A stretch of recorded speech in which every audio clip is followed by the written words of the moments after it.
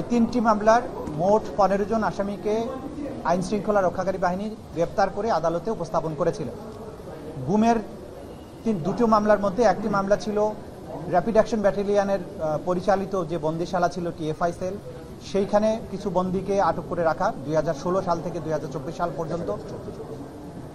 Total এই কতজন 14 জন বন্দীকে সেখানে গুম করে রাখার অভিযোগে যে মামলাটি ছিল, সেখানে 10 জন আসামিকে হাজির করা হয়েছিল। তাদেরকে গ্রেপ্তার দেখিয়ে কারাগারে প্রেরণের নির্দেশ দেওয়া হয়েছে এবং পরবর্তী তারিখ 20 নভেম্বর ধার্য করা হয়েছে। এবং এই মামলায় শেখ হাসিনা সহ জেনারেল তারিক সিদ্দিকী সহ যে সমস্ত আসামি পলাতক আছেন তাদের বিরুদ্ধে পত্রিকায় বিজ্ঞপ্তি দিয়ে হাজির হওয়ার জন্য নির্দেশ দেওয়া হয়েছে। আগামী এক সপ্তাহের মধ্যে এই পত্রিকায় বিজ্ঞপ্তি দিয়ে তাদের হাজির হওয়ার জন্য বলা হয়েছে। পরবর্তী তারিখ নির্ধারণ করা হয়েছে 20 নভেম্বর। দ্বিতীয় যে মামলাটি ছিল সেটি হচ্ছে জেআইসি অর্থাৎ জয়েন্ট ইন্টারোগেশন সেল পরিচালিত বন্দিশালায় বেশ কয়েকজন ভিকটিমকে 2016 থেকে 2024 সালের আগস্ট পর্যন্ত 5 আগস্ট পর্যন্ত যাদেরকে বন্দী করে রাখা হয়েছিল 24 জন। সেই অভিযোগে যে সমস্ত আসামির বিরুদ্ধে মামলা হয়েছিল তাদের মধ্যে 13 জনের বিরুদ্ধে মামলা হয়েছিল, তাদের মধ্যে 3 জনকে আজকে হাজির করা হয়েছিল, বাকি 10 জন পলাতক আছেন। আদালত তাদেরকেও গ্রেপ্তার দেখিয়ে কারাগারে প্রেরণ করতে বলেছেন এবং আগামী 20 নভেম্বর ওই মামলারও পরবর্তী তারিখ নির্ধারণ করেছেন এবং একইভাবে পলাতক আসামিদের বিরুদ্ধে পত্রিকায় বিজ্ঞপ্তি প্রকাশের নির্দেশ দিয়েছেন 7 দিনের সময় দিয়ে। তৃতীয় মামলাটি ছিল রামপুরায় 18 এবং 19 জুলাই 2024 সালে গুলি করে, বিশেষ করে ওইখানে কিছু বিজিবি সদস্য যারা গুলি করে আন্দোলনকারীদের হত্যা করেছিলেন, মোট 28 জনকে হত্যার অভিযোগে ওই অভিযোগটি করা হয়েছিল। সেই মামলাটিতেও আসামিদেরকে কারাগারে প্রেরণের নির্দেশ দেওয়া হয়েছে এবং পরবর্তী তারিখ নির্ধারণ করা হয়েছে 5 নভেম্বর। এবং সেই মামলাতেও যারা পলাতক আছেন, 2 জন পলাতক আছেন 4 জন আসামির মধ্যে, সেই 2 জনের বিরুদ্ধে পত্রিকায় বিজ্ঞপ্তি প্রকাশের জন্য নির্দেশ দেওয়া হয়েছে। আগামী 5 নভেম্বর পরবর্তী তারিখ নির্ধারণ করা হয়েছে। আজকে যাদেরকে উপস্থিত করা হয়েছিল তাদেরকে গ্রেপ্তারের ব্যাপারে, বিচারদের সোপর্দ করার ব্যাপারে আইন শৃঙ্খলা রক্ষাকারী বাহিনী যেমন কাজ করেছেন, তেমনিভাবে বাংলাদেশের সার্বভৌমত্বের রক্ষক হিসাবে আমরা যাদেরকে মনে করি বাংলাদেশ সেনাবাহিনী, তারা এই আদালতের প্রক্রিয়াকে সাহায্য করেছেন। তারা ঘোষণা দিয়েছিলেন যে ল অব দি ল্যান্ডের প্রতি তারা শ্রদ্ধাশীল থাকবেন, বিচার প্রক্রিয়ার প্রতি তাদের সমস্ত সমর্থন থাকবে। তারা সেই সমর্থন আমাদেরকে দিয়েছেন, আইন শৃঙ্খলা রক্ষাকারী বাহিনীকে দিয়েছেন। এই আসামিদেরকে গ্রেপ্তার করে আদালতে হাজির করার ব্যাপারে তারা সম্পূর্ণ সহযোগিতা করেছেন। এটা আইন শৃঙ্খলা রক্ষাকারী বাহিনীর মাধ্যমে আমরা জানতে পেরেছি।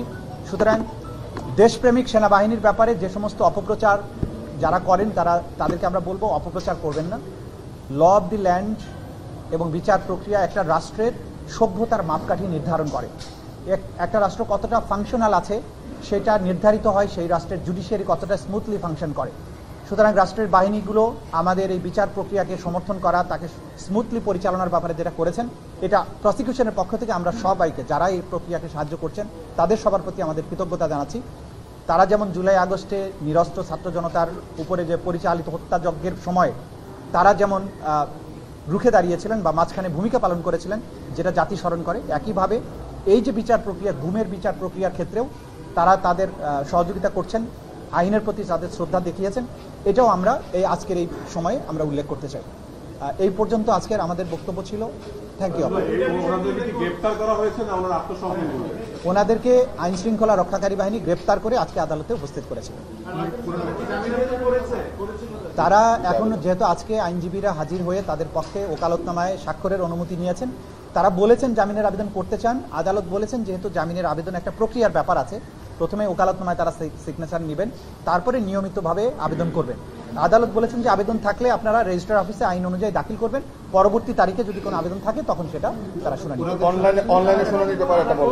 আর কোনো আবেদনই আজকে দাখিল হয়নি। তারা মৌখিকভাবে আসামিদের সাথে কথা বলার বা প্রিভিলেজড কমিউনিকেশনের জন্য আবেদন করেছিলেন, আদালত সেটা মঞ্জুর করেছেন। বাকি যে সমস্ত আবেদন তারা ফাইল করার কথা সেটা যথাযথ প্রক্রিয়ায় ওনারা দাখিল করবেন, করলে তখন প্রক্রিয়া অনুযায়ী সেটা শুনানি আইন অনুযায়ী তাদের স্ট্যাটাস নির্ধারিত হবে। আপনারা জানেন যে আন্তর্জাতিক অপরাধ ট্রাইব্যুনালের আইন সর্বশেষ সংশোধিত হয়ে সর্বশেষ যে পর্যায়ে আছে সেখানে যেভাবে বলা আছে যে আসামি গ্রেপ্তার হলে তাদের কি স্ট্যাটাস হবে, আইন নির্ধারিত পন্থায় সেটা নির্ধারিত হবে। আমরা আগেও বলেছি এই ব্যাপারে, আজকে নতুন করে কিছু বলতে। অনলাইনে হাজিরা দেওয়ার সুযোগ আছে কি?